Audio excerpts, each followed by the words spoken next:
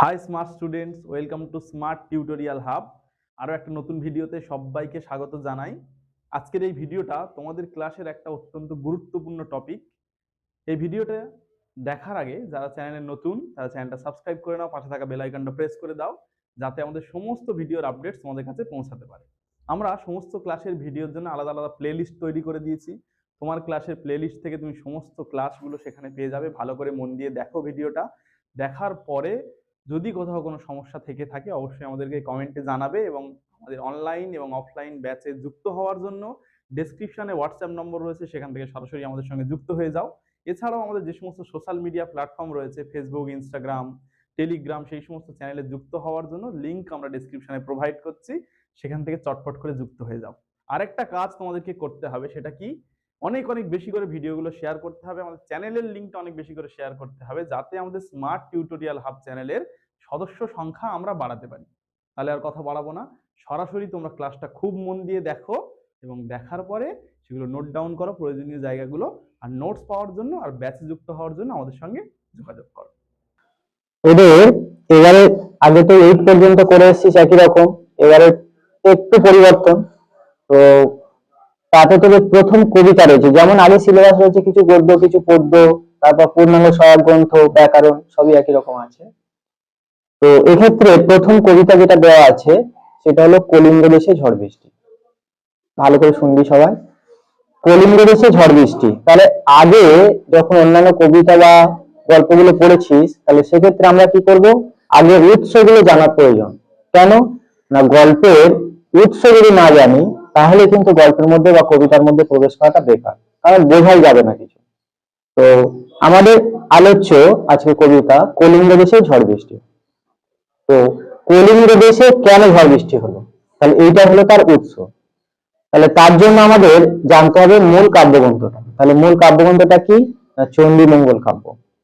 তো মঙ্গল কাব্যের একটা পাঠ, এগুলো তোরা যখন আরেকটু উচ্চ শ্রেণীতে উঠবি তাহলে তখন কিন্তু এগুলো সম্পর্কে আরো বিস্তারিত জানা আছে বা দেওয়া আছে।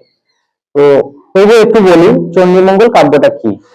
সাধারণত হিন্দু সম্প্রদায়ের মধ্যে, মনে কর হিন্দু সম্প্রদায়ের মধ্যে বিভিন্ন দেবদেবী রয়েছেন। তাহলে সেই দেবদেবীদের পূজা অর্চনা আমরা করি কেন না, আমাদের কিছু ভালো হওয়ার জন্য। একই রকম ভাবে যদি আমি মুসলমান সম্প্রদায়ের মধ্যে যাই, তাহলে সেক্ষেত্রে আমরা কি, আল্লাহকে আমরা প্রার্থনা করি, যে সকাল সন্ধ্যে যেটা আমাদের নামাজ বল বা তাকে ডাকা হয়, সেগুলো কেন করা হয় না, আমাদের ভালোর জন্য।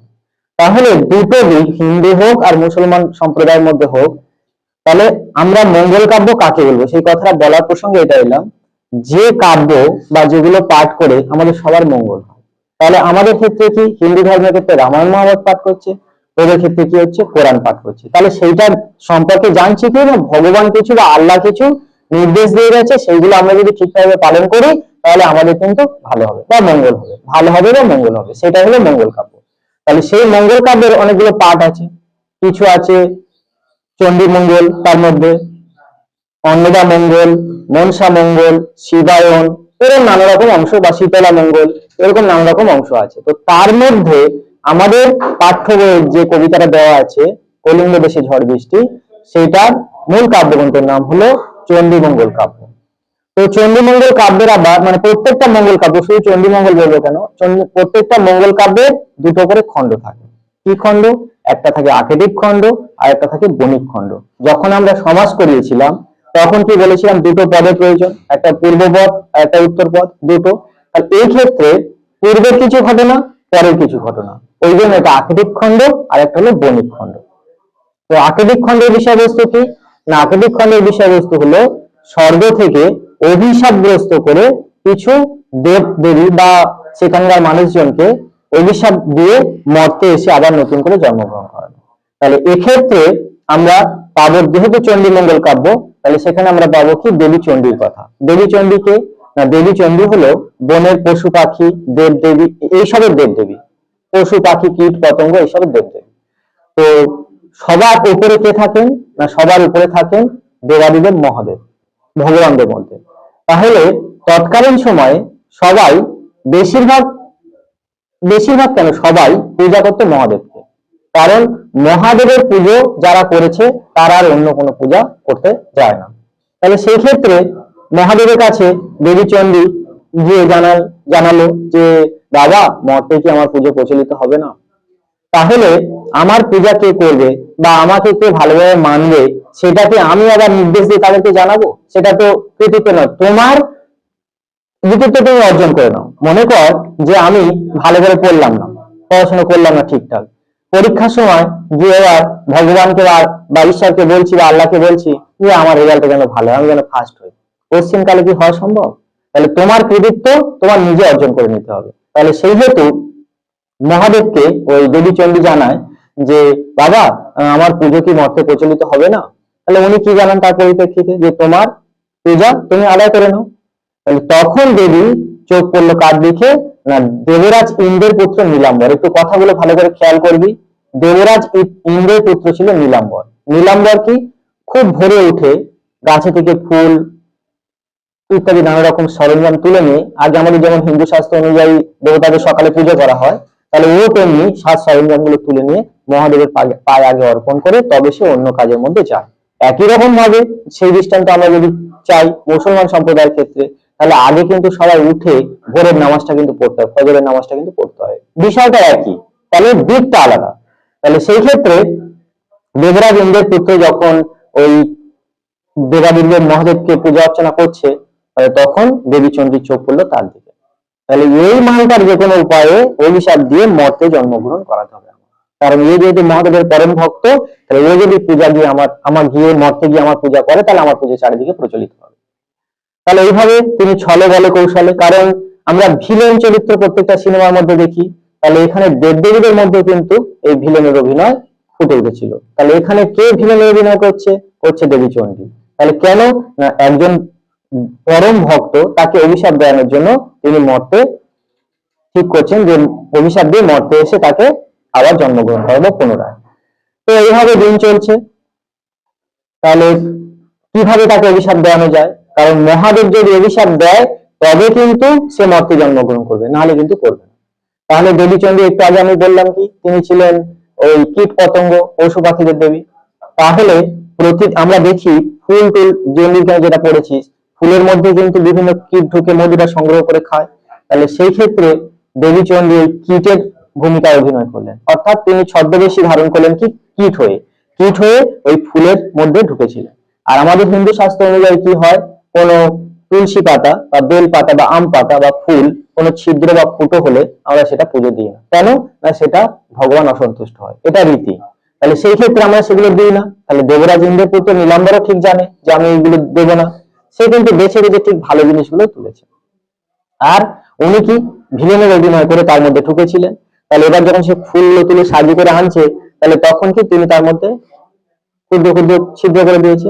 আর এবার ও জানে না, তাহলে ও গিয়ে মহাদেবের পায়ে অর্পণ করেছে। মহাদেব তখন ভোরে ধ্যানমগ্ন অবস্থায়, তাহলে তার পায়ে যখন অর্পণ করেছে, তাহলে তখন সেই কীটটা আস্তে করে বের হয়ে গিয়ে যে মহাদেব ধ্যানে ছিলেন তাকে কামড় দিয়েছে। তাহলে জেগে কি হলো না, সামনে দেখছে বসে আছে আমাদের নীলাম্বর।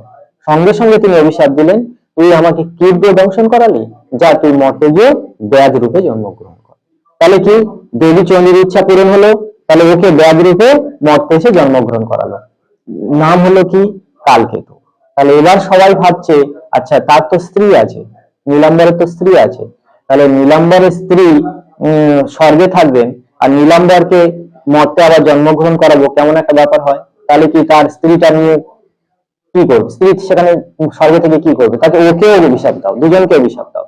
কারণ কি, তৎকালীন সময় মহিলারা পুজো আগে করেছে, তবে সবাই করতে গিয়েছে। তাহলে মহিলাদের প্রেরণায় পুজোটা হয়েছে।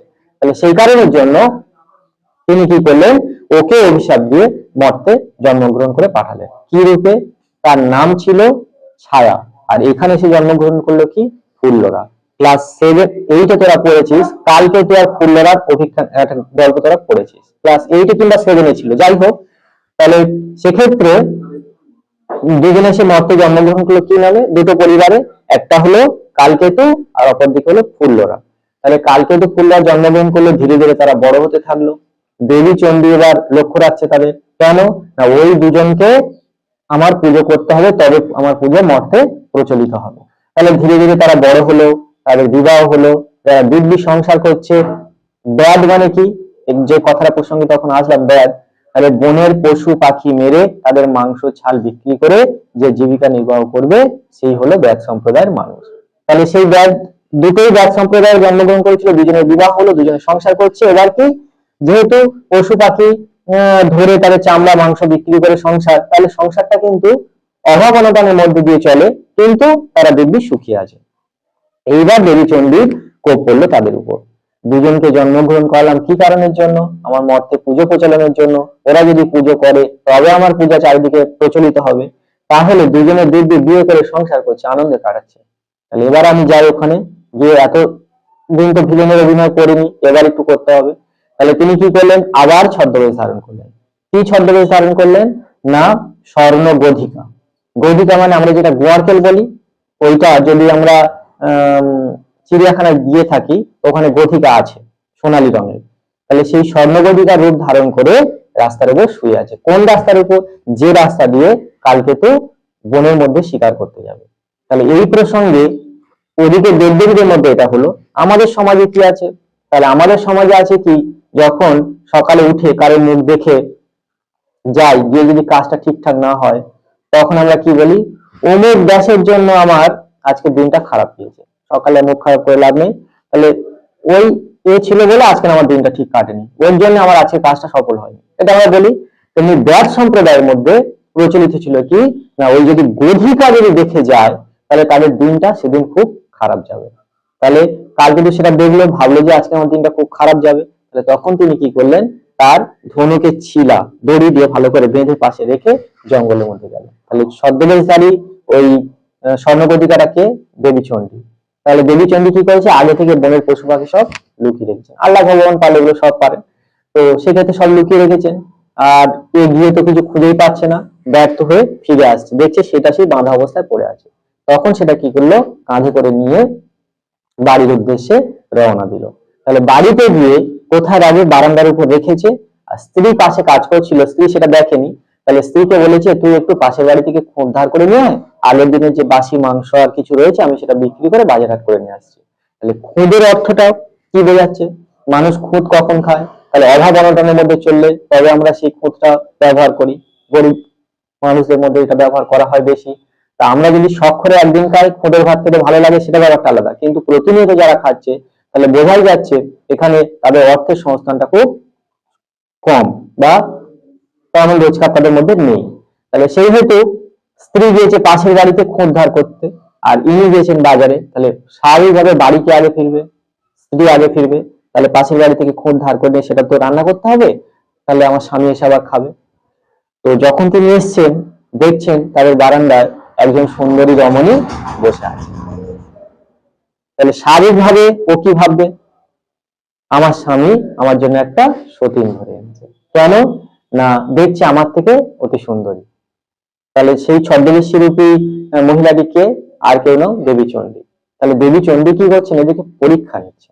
তাহলে সেই হেতু মহিলাটি মানে কালকেতু স্ত্রী ফুল্লেরা ওই মহিলার সঙ্গে বাড়িতে যে আনা হয়েছে, যে মহিলাকে, তার সঙ্গে কথোপকথন করছে। আমাদের দুঃখের জীবন 12 মাস, মানে আমরা এইভাবে চলাচল করি, সুখ দুঃখের মধ্য দিয়ে সব ভাগ আমি দিতে পারি, কিন্তু আমার স্বামীর ভাগটা আমি কেন তোমাকে দেব? তাহলে এই নিয়ে দুজনের মধ্যে কথোপকথন হচ্ছে। মহিলাটা কোনো মতে যেতে চাইছে না। তখন কালকেতু বাড়ির মধ্যে প্রবেশ করেছে, করে দেখছে দুজনের মধ্যে কথোপকথন হচ্ছে, ওই মহিলাটা কোনো মতে যেতে চাইছে না।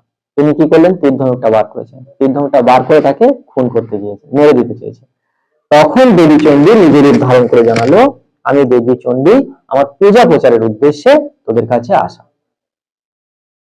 হ্যাঁ, তাহলে সেই মুহূর্তে দেবী চণ্ডী তাদেরকে প্রচুর ধন সম্পত্তি দিলেন, অর্থ দিলেন, মোহর দিলেন, তাদের একটা আংটি দিয়েছিল সেই সেই সময়ে।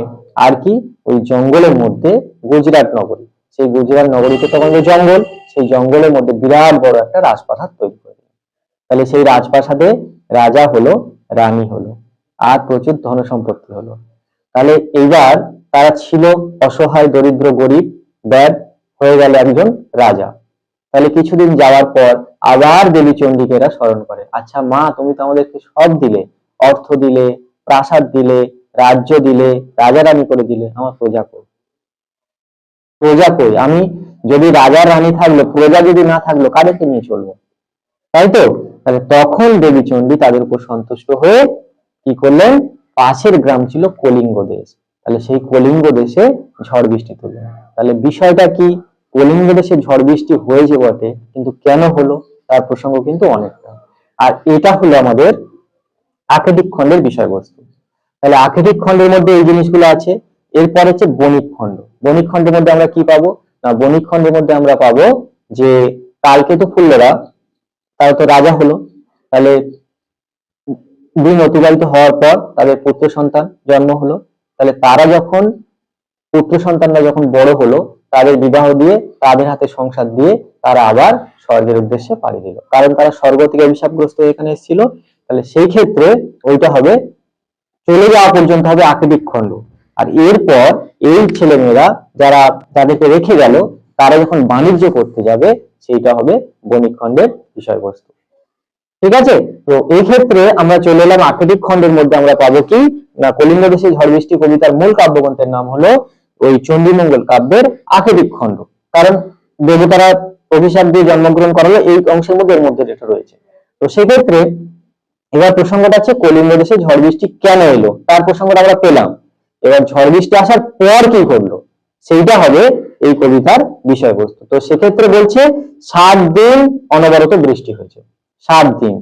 তাহলে সেই বৃষ্টির দাপটে কলিঙ্গ দেশে যে সমস্ত মানুষজন ছিল, বা তারা কেউ কারো দেখতে পাচ্ছে না, সারা দিন রাত যদি 7 দিন বৃষ্টি হয়, তাহলে সেই বৃষ্টি এত মুষলধারে হচ্ছে, কবি বর্ণনা করছেন কি না, জল দেয় অষ্ট গজরাজ। অষ্ট গজরাজ কথার অর্থ কি, গজ মানে হাতি, তাহলে হাতির সুরে তোরা জল নেয়, তাহলে সেই 8টা হাতি যদি সুরে করে জল নিয়ে একত্রে ছাড়ে, তাহলে সেই জলের ফোর্সটা কত হবে, জোরালোটা কত হবে।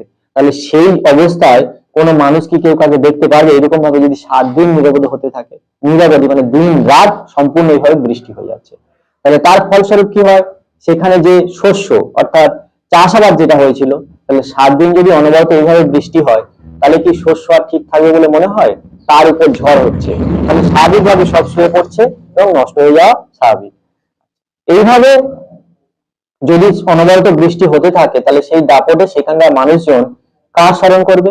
তাই আমরা যদি দেখি প্রচন্ড যদি যখন বজ্রপাত পড়ে, তখন আমরা কি করি, ঘরের মধ্যে থেকে বিভিন্ন দেব দেবতাদের বা এটার নাম করি। হ্যাঁ, কেন না, এইভাবে নাম করলে হয়তো সেটা কিছুটা হয়তো কমতে পারে বা বন্ধ হতে পারে। তেমনি এই কলিঙ্গ দেশের মানুষরা কাকে স্মরণ করতো? ঋষি জৈমিনীকে। তাহলে ঋষি জৈমিনীকে স্মরণ করলে ওরা দেখেছে আগের মুহূর্তে বা তার বংশ পরম্পরায়, যে ওনাকে স্মরণ করলে এই ঝড় বৃষ্টির প্রকোপ থেকে আমাদের রক্ষা পাওয়া যেতে পারে। তাহলে এইরকম ক্ষুদ্র ক্ষুদ্র বর্ণনা এই কবিতার মধ্যে বর্ণনা করা আছে। তো সেই প্রসঙ্গে তুলে ধরতে গিয়ে আমরা একটু কবিতাটা পড়ি, পড়ে তাদেরকে জানানো যাক কি আছে তার মধ্যে। বলছে কলিঙ্গ দেশে ঝড় বৃষ্টি, কবিকে মুকুন্দরাম চক্রবর্তী। তাহলে ইনি কোন কাব্যগ্রন্থের? বলে দিলাম চণ্ডীমঙ্গল কাব্যের শ্রেষ্ঠ লেখক। আর এই কবিদের একটা বৈশিষ্ট্য কি, এটা কিন্তু কবিতার শেষে একটা ভণিতা ব্যবহার করে, সেই ভণিতার মাধ্যমে নিজের পরিচয়টা দিয়ে যান। প্রত্যেক কবি এই সময়ে যারা এই সমস্ত জিনিসগুলো লিখে গেছেন, তারা কিন্তু তাদের প্রত্যেক কবিতার শেষে একটা ভণিতা ব্যবহার করে নিজেদের নাম বা এই কাব্যের মূল গ্রন্থের নাম সেখানে জানিয়ে গিয়েছেন। তো কবিতা শুরুতে বলছে, মেঘ কইলে অন্ধকার, মেঘ কইলে অন্ধকার, দেখিতে না পায় কেহ অঙ্গ আপনা। তাহলে ঝড় বৃষ্টি যেহেতু আসছে, তাহলে তার আগের একটা পূর্বাভাস আমরা পাবো, কারণ এই এখন মেঘ যদি এক্ষুনি বলি বৃষ্টি হোক বা ঝড় হোক, কোনোদিন কি হবে? তাহলে তার একটা সাজ সাজতে হবে। তাহলে আমরা যখন কোনো অনুষ্ঠান বাড়ি বা বিয়ে বাড়িতে যাই, তাহলে সেক্ষেত্রে আমরা কিন্তু বিশেষ করে মেয়েরা একটু সাজগোজ করতে ভালোবাসে, তাহলে সেজে না গেলে ঠিক যেন হয় না। তেমনি এখানেও তাই, যে ঝড় বৃষ্টি আসার পূর্বাভাস আমরা কিন্তু মেঘের মাধ্যমে দেখতে পারি বা জানতে পারি যে এখানে একটা কিছু ঘটতে চলেছে। তো তারপর বলেছে, ঈশানে উড়িল মেঘ সঘনে চিকুর। ঈশান বলতে কি বোঝানো হয়েছে? হ্যাঁ, ঈশানে উড়িল মেঘ সঘনে চিকুর। আমরা ছোটবেলা থেকে পড়েছি, 1 চন্দ্র, 2 পক্ষ আর 10 ছিল দিক। সেই 10টা দিক কি কি? পূর্ব, পশ্চিম, উত্তর, দক্ষিণ, ঈশান, অগ্নি, বায়ু, নৈঋত, ঊর্ধ্ব আর অধ, এই 10টা দিক। তাহলে সেই 10টা দিকের মধ্যে একটা দিক হলো ঈশান কোণ। ঈশান একটা কোণ, উত্তর পশ্চিম কোণ মনে যতদূর সম্ভব। যাই হোক, সেই কোণে একটা মেঘ উঠলো এবং তার সাথে চিকুর, চিকুর মানে কি, মেঘের সাথে সাথে যে মেঘ করার সাথে সাথে যে বজ্রে আঘাত হয় তার সাথে একটা ঝিলিক দিয়ে ওঠে, আলোর ছটকা, তাহলে সেটাকে আমরা বলছি চিকুর। তারপরে কি বলছে, উত্তর পবনে মেঘ ডাকে দুরু দুরু। তাহলে পরিস্থিতি দেখ, ঈশান কোণে ওই পরিস্থিতি, উত্তর দিকে থেকে কি হচ্ছে, উত্তর পবনে মেঘ ডাকে দুরু দুরু, তাহলে উত্তর দিক থেকে মেঘ গর্জন করছে, তাহলে বোঝাই যাচ্ছে একটা ভয়ঙ্কর পরিস্থিতি এই সময় আসতে চলেছে। তো তারপর নিমিষেকে জোর মেঘ গগন মন্ডল, গগন মন্ডল, গগন মানে কি, আকাশ, তাহলে নিমিষেক মানে অতি অল্প সময়ের মধ্যে চারিদিকে মেঘ পুরো ছড়িয়ে পড়লো। তারপর বলছে কলিঙ্গে উড়িয়া মেঘ ডাকে উচ্চনাদ, উচ্চনাদে, কলিঙ্গ বলতে ওই কলিঙ্গ দেশকে বোঝানো হয়েছে, একটু আগে যে ঘটনাটা বললাম। তাহলে কলিঙ্গে উড়িয়া মেঘ ডাকে উচ্চনাদ মানে ভীষণ ভাবে গর্জন করছে মেঘ। তো তারপর বলছে প্রলয় বনিয়া প্রজা ভাবয়ে বিষাদ, তাহলে ওই কলিঙ্গ দেশের প্রজারা ভাবয়ে মানে ভাবছে কি না, এ একটা মহাপ্রলয় ঘটতে চলেছে, কারণ এইরকম পরিস্থিতি এরা আগে কখনো দেখেনি। তো তারপর বলছে হুড় হুড় দূর দূর বহে ঘন ঝড় বিপাকে ভবন ছাড়ি প্রজা দিল রড়, রড় মানে কি, দৌড়। তাহলে এইভাবে যদি হুড়মুড় দুর্মুড় করে ঘন ঘন ঝড় ওঠে আর ঘরের মধ্যে থাকাটা আমার মনে হয় নিরাপদ নয়, তাহলে তৎকালীন সময়ের যে মানুষটা কলিঙ্গ দেশে ছিল তারাও ভেবেছিল যে এরকম পরিস্থিতির মধ্যে ঘরে থাকা মানে মৃত্যুর সামিল হতে হবে, তাই তারা কি ঘর ছেড়ে দৌড় দেয়। কারণ প্রচন্ড ঝড় যদি হয়, আমরা ঘরের মধ্যে থাকলে বিপদের সম্মুখীন হতে পারি, কিন্তু একদম ফাঁকা মাঠে যদি থাকি তাহলে কিন্তু আমরা বিপদ মুক্ত হতে পারি, তাই জন্য এরাও সেটা বুঝে সেখান থেকে তারা চলে গেছিল। তো এতগুলোর মূলে কে, এই ঘটনাগুলো ঘটাচ্ছে কে, হঠাৎ করে তো আসতে পারে না, তাহলে দেবী চণ্ডী কিন্তু ঘটাচ্ছে। কারণ কি, তারা যদি ইচ্ছা করেন সবকিছু করতে পারেন। তো তারপরে বলছে ধুলে আচ্ছাদিত হইল যে ছিল হরিৎ, হরিৎ মানে কি, সবুজ গাছপালা। তাহলে এইভাবে যদি ঝড় হয় সেই ঝড়ের দাপটে ধুলোগুলো গিয়ে স্বাভাবিকভাবে গাছের পাতায় থাকবে, এটা স্বাভাবিক। তাহলে সেই জন্য বলছে ধুলে আচ্ছাদিত হইল যে ছিল হরিৎ, অর্থাৎ সবুজ যে গাছপালা ছিল সম্পূর্ণ যেন ধুলোতে আস্তরিত হয়েছে, আবার আচ্ছন্ন হয়ে গেছে। তারপরেই বলছে উল্টিয়া পরে শস্য প্রজা চমকিত। তাহলে এইভাবে যদি ঝড় হয় তাহলে যে সমস্ত সবজি বা ধানগুলো চাষ হয়েছে বা শস্য চাষ হয়েছে স্বাভাবিকভাবে উল্টে পড়ে যাবে, এই ঝড়ের দাপটে থাকা সম্ভব নয়। তারপরেই বলছে চারিমেঘে জল দেয় অষ্ট গজরাজ। তাহলে চারটে মেঘ এখানে বলেছে, কারণ তোরা জিওগ্রাফি যখন পড়েছিস ক্লাস 7-8 ছিল, বিভিন্ন মেঘের কথা বলা আছে, তাই তো, কোন মেঘে পেঁজা তুলোর মতো দেখা যায়, ফুলকপির মতো কোনটা, এগুলো আছে। তাহলে বিভিন্ন মেঘের বর্ণনা আছে। এই চারটে মেঘে যদি একত্রে জল দেয়, একটা মেঘ তো হলে সে ব্যাপারটা অন্যরকম দাঁড়ায়, চারটে মেঘ যদি একত্রিত হয় আর তার উপর বৃষ্টির দাপটটা কেমন হচ্ছে, 8টা হাতি একত্রে জলটা ছাড়লে যেমন হয় সেরকম ভাবে মুষলধারায় বৃষ্টি শুরু হতে চলেছে। তো তারপর কি বলছে, সঘনে চিকুর পরে ব্যঙ্গ তর্কা বাজ। তাহলে কি বাজগুলো এমন ভাবে পড়ছে, ব্যঙ্গ তর্কা অর্থাৎ ব্যাঙ যে উল্টে গেলে যে অবস্থা হয়, আমাদের পরিস্থিতি কিন্তু ঠিক একই রকম হতে চলেছে। কারণ ব্যাঙটা যখন উল্টে ভয় পেয়েছে এই অর্থে, তাহলে ওইভাবে যদি জোরালো বাজ পড়ে স্বাভাবিক আমরা চমকিত হব, আমাদের ভয় লাগবে। তো সেই ক্ষেত্রে পরে বলছে করিকর সমান বরিশে জলধারা জলে মহি একাকার পথ হইল হারা। তাহলে এইভাবে যদি বৃষ্টি হয় তাহলে স্বাভাবিকভাবে রাস্তাঘাট আর এক থাকাটা কখনো সম্ভব নয়, কারণ কোনটা পুকুর কোনটা জলাশয় কোনটা রাস্তা বোঝাই মুশকিল হয়ে যায়, অর্থাৎ সব একাকার হয়ে গেছে জলে, মানে বন্যা হলে যে পরিস্থিতি হয়। তো তারপরে কি বলছে ঘন ঘন শুনিচারি মেঘের গর্জন কারো কথা শুনিতে না পায় কোনো জন। তাহলে এইভাবে যদি বৃষ্টির সাথে সাথে ঘন ঘন বাজ পড়ে তাহলে স্বাভাবিকভাবে কেউ কারোর কথা পাশাপাশি থাকলেও শোনা দুষ্কর হয়ে পড়বে, কারণ ওইভাবে একটা জোরালো বাজ কানের মধ্যে যদি ঢোকে স্বাভাবিক সাথে শুনতে হচ্ছে, তাহলে কানটা স্বাভাবিক হবে, তালা লাগাটা স্বাভাবিক। তাই কাছাকাছি থাকলেও আমরা একে অপরকে ডাকলেও কেউ কারোর আওয়াজ পাচ্ছি না। তো তারপরেই বলছে পরিচ্ছন্ন নাহি সন্ধ্যা দিবস রজনী কলিঙ্গ শহরে সকল লোক যে জৈবিক। পরিচ্ছন্ন নাহি সন্ধ্যা দিবস রজনী, পরিষ্কার পরিচ্ছন্ন বোঝা যাচ্ছে না, কি দিবস আর রজনী কোনটা দিন আর কোনটা রাত সেটা পরিষ্কার বুঝতে পারছি না, কারণ এতটাই দাপট জলের আর এত ঘন ঘন চিকুর মরছে আর বাজ পড়ছে তার সাথে সাথে। তাই জন্য কি হচ্ছে কলিঙ্গ শহরে সকল লোক যে জৈমিনী, সোঁরে মানে কি স্মরণ করছে। তাহলে সেই স্থানের মানুষজন ঋষি জৈমিনীকে স্মরণ করছে কেন? যাতে এই বৃষ্টির দাপট বা এই মহামারীর থেকে আমরা, মহা দুর্যোগের হাত থেকে আমরা রক্ষা পেতে পারি। তো তারপরেই আসছে হুড় হুড় দূর দূর শুনি ঝনঝন, না পাই দেখিতে কেহ রবির কিরণ। তাহলে এরকম যদি ঝড় বৃষ্টি হয়, সূর্যের দেখা কি কোনো মতে দেখা সম্ভব? তাহলে দেখা সম্ভব না। তাই ওই ওই জায়গার মানুষজনরা সূর্যেরও দেখতে পাচ্ছে না। তো তারপরেই বলছে গর্ত ছাড়ি ভূজঙ্গে ভাসিয়া বলে জলে, নাহি জানি জলস্থল কলিঙ্গ মণ্ডলে। তাহলে কি গর্তের মধ্যে যে সমস্ত সাপগুলো ঢুকেছিল তারাও কিন্তু ওই জলে মানে স্রোতের মধ্যে ভাসতে চলেছে। তাহলে সাপ ব্যাঙ দুজনে একত্রে ভেসে যাচ্ছে, কিন্তু কেউ কারোর মানে আক্রমণ করে খাবে সেই পরিস্থিতি, কারণ কি বাঁচার একটা তাগিদ তারা অনুভব করছে, আমরা কি করে বেঁচে থাকবো। তাহলে সেইটাই কিন্তু তারা অনুভব করছে, শুধু সেই স্রোতের তালে তারা ভেসে চলেছে। তো তারপর কি বলছে নিরবধি 7 দিন বৃষ্টি নিরন্তর, আচ্ছুক শস্যের কার্য হেজ্জা গেল ঘর।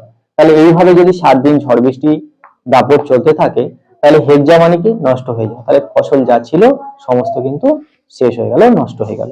তো তারপরেই বলছে কি মেঝাতে পড়ে শিল বিদারিয়া চাল, ভাদ্রপদে মাসে যেন পড়ে থাকা তাল। তাহলে কি ভাদ্র মাসে তাল পাকে। তাহলে তালগুলো টুপ টুপ করে পড়তে থাকে, কোথাও জলের মধ্যে পড়ে, কোথাও ডাঙার মধ্যে পড়তে পারে। তাহলে কবি বলছেন ভাদ্র মাসে যেমন তাল পাকলে টুপ টুপ করে পড়ে, তাহলে দেবী চণ্ডী এই ঝড় বৃষ্টি দিয়েও ক্ষান্ত থাকেননি, কারণ তিনি নির্মূল করতে চেয়েছিলেন কলিঙ্গ দেশ, যেন কলিঙ্গ দেশের মানুষজন যেন সেখানে না থাকতে পারে। তাহলে সেই জন্য তিনি কি করলেন, তার সাথে সাথে প্রচন্ড শিলও পড়তে থাকে, ফেলে ফেলতে লাগলেন সেই ঝড় বৃষ্টির মাধ্যমে। মানে কি যে চালগুলো রয়েছে, অর্থাৎ এটা ছাদ রয়েছে, যে চাল আমরা টালি দিতে পারি বা অ্যাসবেস্টস দিতে পারি, তাহলে সে এত বড় বড় শিল পড়ছে, সেগুলো ভেদ করে নিচে মেঝেতে পড়ছে। তাহলে যেমন তাল টুক টুক করে চারিদিকে পড়ে থাকে, এত বড় বড় শিল পড়ছে যেন চালগুলো ভেদ করে ভেঙে দিয়ে মেঝেতে পড়ে ভর্তি হয়ে আছে। তাহলে তাই বলছে যে মেঝাতে পড়ে শিল বিদরিয়া চাল, অর্থাৎ চালটা ভেঙে ভেদ করে মেঝের মধ্যে শিলটা পড়ছে, ভাদ্রপদে মাসে যেন পড়ে থাকা তাল। তাহলে শিলগুলোকে কবি তুলনা করছেন ভাদ্র মাসে যেমন তাল পড়ে থাকে, সেরকম একই রকম ভাবে ওই শিলগুলো যেন তাল স্বরূপ পড়ে আছে। তো তারপরেই আসছে কি চণ্ডীর আদেশ পান বীর হনুমান, মঠ অট্টালিকা ভাঙি করে খান খান। তাহলে কি এর পরেও দেবী চণ্ডী ক্ষান্ত থাকেন, তাহলে তিনি হনুমানকে আদেশ দিয়েছিলেন বড় বড় ঘর বাড়ি যা আছে সব মুচড়ে দাও, ভেঙে দাও। তাহলে একে মানুষদের এই পরিস্থিতি, শস্য সব চলে গেল, এবার যদি ঘর বাড়িগুলো চলে যায় তাহলে মানুষজন থাকবে কোথায়? স্বাভাবিকভাবে অন্য কারোর আশ্রয় নিতে হবে। আর দেবী চণ্ডীর ইচ্ছা ছিল সেটাই, যে কলিঙ্গ দেশের মানুষরা গিয়ে ওই গুজরাট নগরীতে আশ্রয় নিক, তাহলে ওরা হয়ে উঠবে কার? কালকে জয় ফুল্লরার প্রজা। তাহলে তারপরে কি করলো, মঠ অট্টালিকা ভাঙি করে খান খান, চারিদিক বহে ঢেউ পর্বত শীতল, উঠে পড়ে ঘরগুলো করে দলমল। তাহলে ঘর বাড়ি তো ভেঙে দিল, তার পরবর্তী সময় কি আসছে, জলের যে ঢেউ, নদী বা সমুদ্রের যে ঢেউ, সে পর্বত সমান আসছে। তাহলে পর্বত সমান আসা মানে ঘর বাড়ি ভেঙে দিল আর টলমলে গেল, মানে ও চলেই গেল একদম, আর তার কোনো অস্তিত্ব রইল না। তো তারপরে কি বলছে চণ্ডীর আদেশ পান নদ নদীগণ, অম্বিকা মঙ্গল গান শ্রী কবি কঙ্কন। তাহলে চণ্ডীর আদেশ ধায় নদ নদীগণ, তাহলে পর্বত সমান ঢেউটা এলো, তার ভূমিকা কে ছিলেন? দেবী চণ্ডী। তিনি পর্বত বা সমুদ্রকে জানিয়েছেন, তারপরে সেরকম ভাবে ঢেউটা এসছে। শেষ লাইনে যেটা বলছিলাম ভনিতা, অম্বিকা মঙ্গল গান শ্রী কবি কঙ্কন। শ্রী কবি কঙ্কন কে? না মুকুন্দরাম চক্রবর্তী। তাহলে আমি বললাম যে ভনিতার মাধ্যমে কবি তার নিজের নামটা সেখানে কৃতিত্ব স্বরূপ রেখে যান। আর অম্বিকা মঙ্গল কি? আমরা যেটা চণ্ডী মঙ্গল কাব্য পড়লাম, সেই চণ্ডী মঙ্গল কাব্যের অপর নাম হলো অম্বিকা মঙ্গল। তাহলে এই পাঠের বিষয়বস্তু এইটুকুনি। তো পরবর্তী দিন বণিক খণ্ডটা জানাবো, কারণ বণিক খণ্ডটা জানার প্রয়োজন নেই, যেহেতু গল্পটা আমরা শুনলাম, তাহলে সেক্ষেত্রে আমরা ওর ভূমিকাটা একটু জেনে নেওয়া দরকার আছে, কারণ পরবর্তী সময় যখন 11-এ উঠবি তখন ওই প্রসঙ্গগুলো আছে, এগুলো দিয়ে শুরু সাহিত্যের ইতিহাস একটা, তখন সেটা কাজে লাগে। তো স্মার্ট স্টুডেন্টসরা, এই ক্লাসটা খুব মন দিয়ে করার জন্য সবাইকে অসংখ্য ধন্যবাদ। ভিডিওটা যদি তোমার ভালো লেগে থাকে অনেক অনেক বেশি করে শেয়ার করে দাও, লাইক করো, কমেন্ট করো, আর বন্ধু বান্ধবীদের মধ্যে বেশি বেশি করে আমাদের ভিডিও এবং চ্যানেলের লিঙ্কটা পাঠাতে হবে। কারণ কি আমরা চাইছি স্মার্ট টিউটোরিয়াল হাব পরিবারটাকে অনেক অনেক বড় করার জন্য। তুমি এই পরিবারের অত্যন্ত একটা গুরুত্বপূর্ণ সদস্য। তোমারও কিন্তু দায়িত্ব আমাদের পরিবারটাকে সবার কাছে পৌঁছে দেওয়ার জন্য। সবাই ভালো থাকবে, সুস্থ থাকবে, নিজের খেয়াল রাখবে আর পড়াশোনা করবে, ঠিক আছে? Thank you.